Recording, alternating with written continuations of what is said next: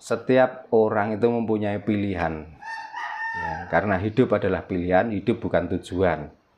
Ya, pilihan saya seperti ini, pilihan saya ini yang saya anggap benar.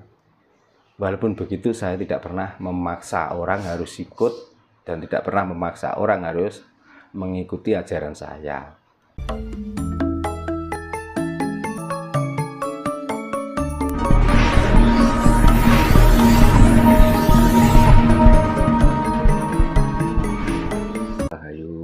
Kang Sonten Rahayu. Niki kangge menanggapi berbagai komen, Pak.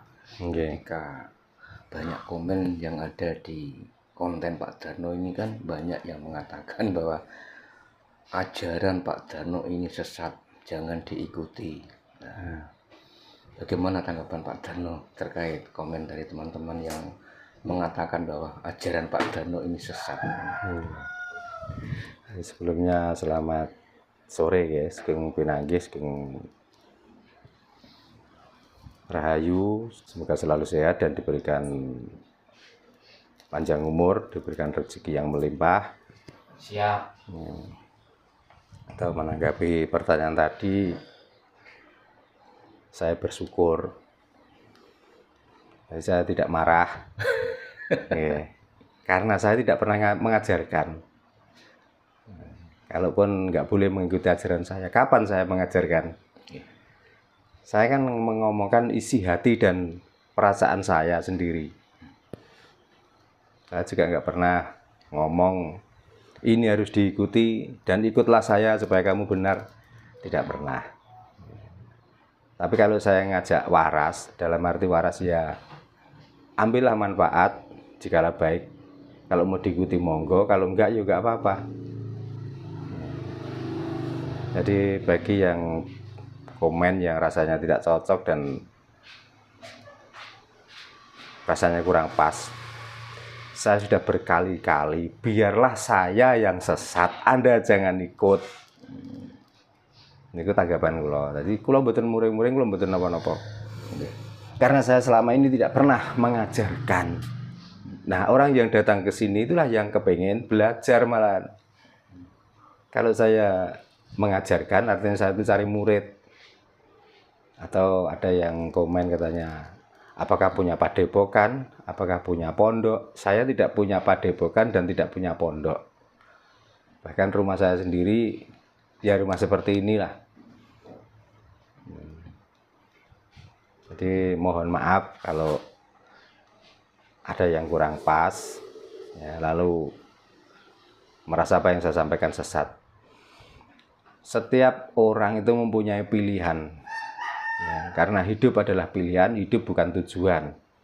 Ya, pilihan saya seperti ini, pilihan saya ini yang saya anggap benar.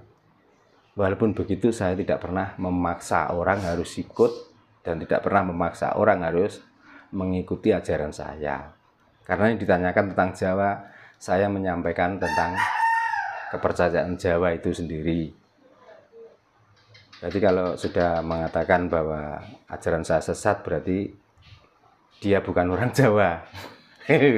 Karena kalau orang Jawa kok tentang ajaran Jawa itu dianggap sesat, berarti orang Jawa semua sesat. Nah, apakah sudah bertanggung jawab dengan ucapan itu kira-kira? Kalau sudah orang Jawa sesat, berarti alam ini juga sesat. Terus mereka hidup di mana? Karena adanya Jawa ini ya karena bersamaan dengan kapitayan, dengan ilmu para leluhur yang dulu pernah diajarkan. Ternyata kalau orang Jawa itu dianggap sesat dari zaman dulu, dari zaman penjajahan, baik penjajahan fisik maupun penjajahan moral. Nyatanya sesatnya orang Jawa ya nggak ada laknat, nggak ada apa. Karena sesat itu artinya orang yang tidak percaya dengan Tuhan. Padahal yang saya sampaikan selalu ingatlah pada Tuhan dan selalulah mengabekti pada Tuhan supaya kita selalu dapat berkahnya Tuhan dan berkahnya alam ini. Gitu. Niku Mas. Sebetulnya menurut pemahaman orang Jawa yang dinamakan sesat orang sesat itu seperti apa Pak Dan? Kan sampai kemarin saya itu ikut-ikutan mengambil bahasa dari luar atau kafir. Ya. Kafir sendiri kan entah artinya itu apa enggak, tapi kan kebanyakan orang kafir itu orang yang tertutup. Ya, tertutup artinya sesat. Kan ya, tertutup ya, dimaksud tertutup apa ya? Tertutup mata batinnya karena dia tidak bisa membaca alam ini dan tidak bisa membaca dirinya sendiri. Sehingga karena tidak bisa membaca alam dan tidak bisa membaca dirinya sendiri, maka dengan angan-angannya itulah dianggap benar. Nah, itulah menurut saya, ya itulah orang-orang sesat. Karena kita itu hidup nggak sendiri. Kita itu bermasyarakat, beragam budaya, beragam agama, beragam pilihan,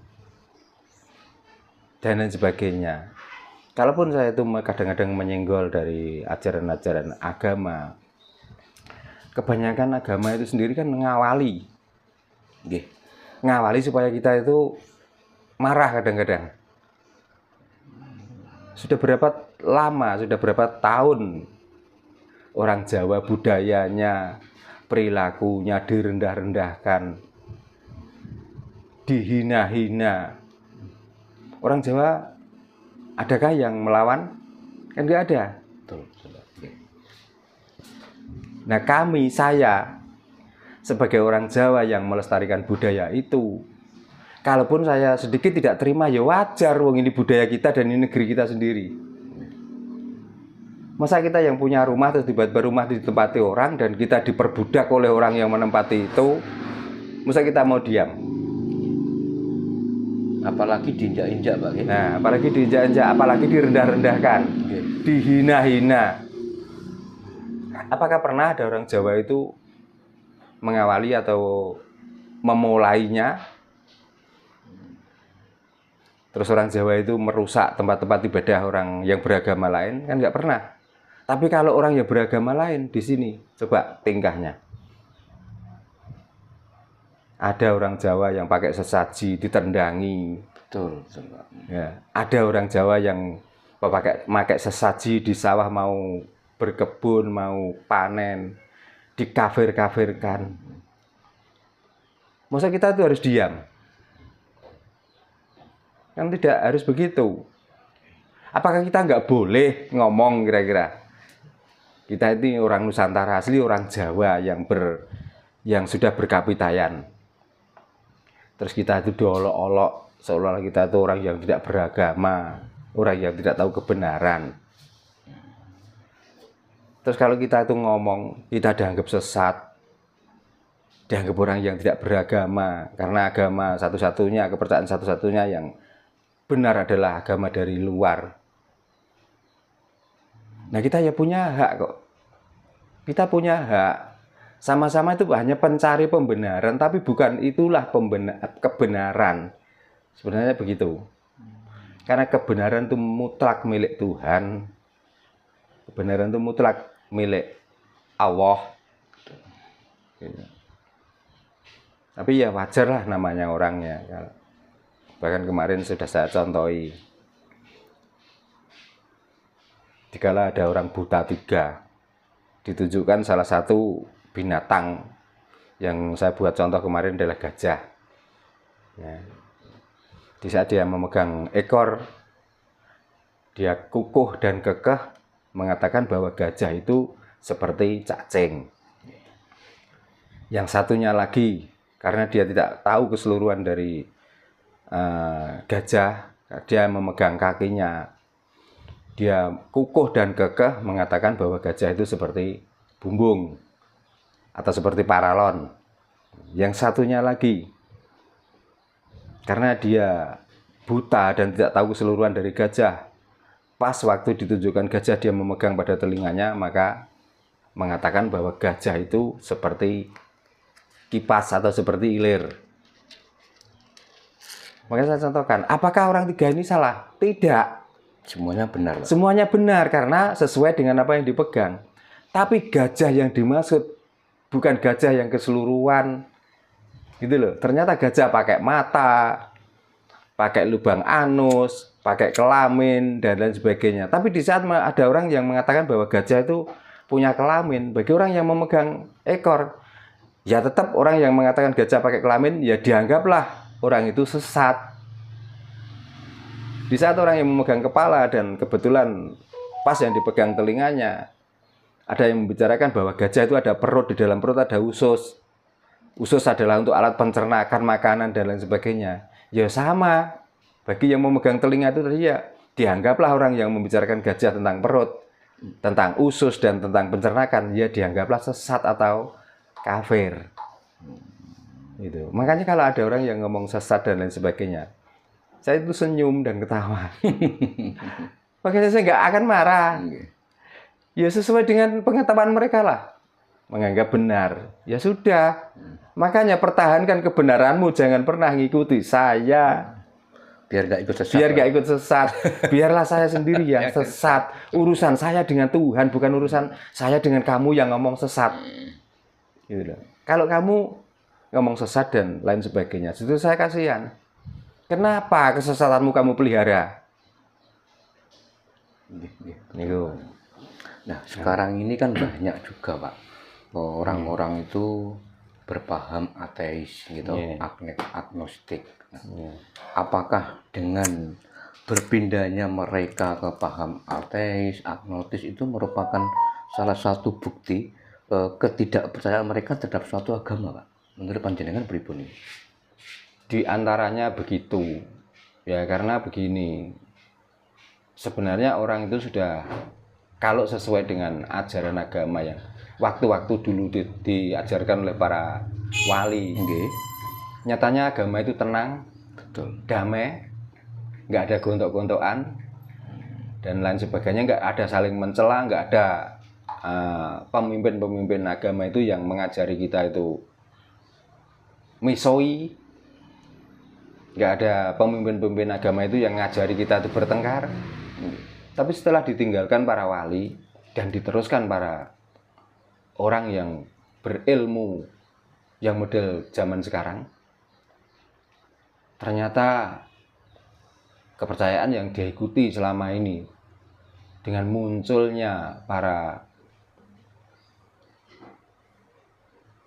pendakwah-pendakwah yang baru, kok makalah semakin kesini malah semakin keruh, malah semakin kesini malah semakin gak nyaman. Nah dari situlah kadang-kadang orang itu berpikir, dengan berpikir itu kok rasanya begini ya, padahal yang saya cari itu ketenangan. Tentang bagaimana saya berspirit dengan Tuhan yang baik. Tapi kenapa kok ajarannya yang baru-baru ini malah semakin banyak mengajari kita itu untuk tidak percaya dengan orang lain, mengajari kita itu semakin mengajak kita itu menyalahkan, bahkan sampai ada ajaran yang untuk memusuhi pemimpin. Betul. Sama-sama satu akidah, tapi kalau akidah itu mempunyai pendapat lain, kita diajari pula tidak harus percaya. Dengan tuduhan yang kafir, yang murtad, dan lain sebagainya. Jadi orang-orang penganut itu kenapa sekarang itu ateis? Ya mungkin agama yang dianut selama ini damai, tenang, dan lain sebagainya. Kok kesini malah kacau, malah kisruh. Nggak sesuai dengan harapan gitu, Pak. Akhirnya kan terus saya itu harus mengikuti yang mana? Siapa yang harus dipercaya? Nah, makanya yang saya sesalkan itu bawa kembali ke ajaran Islam yang sebenarnya. Karena mayoritas orang-orang yang begitu itu pemeluk agama Islam.